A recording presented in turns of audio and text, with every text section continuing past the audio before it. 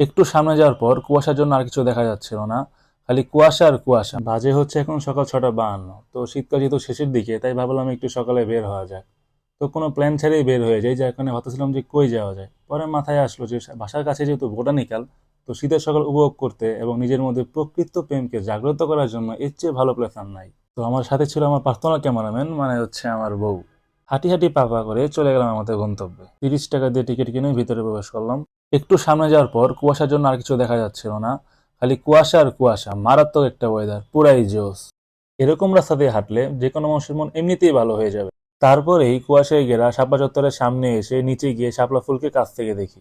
পাশে একজন মাছগুলোকে রুটি খাওয়াচ্ছিল। দৃশ্যটা দেখে খুব ভালো লাগলো, তাই ক্যাপচার করে ফেলি। হুট করে চোখ যায় এই স্পাইডারের জালে। রোদ আসতে না আসতেই ও জুয়েলারি পেজের ফটোশুট করা শুরু করে দেয়। সামনে থাকা আপুকে জিজ্ঞেস করলাম ক্যান্টিনটা কোথায়, পরে উনি আমাদের ক্যান্টিনের সামনে নিয়ে যায়।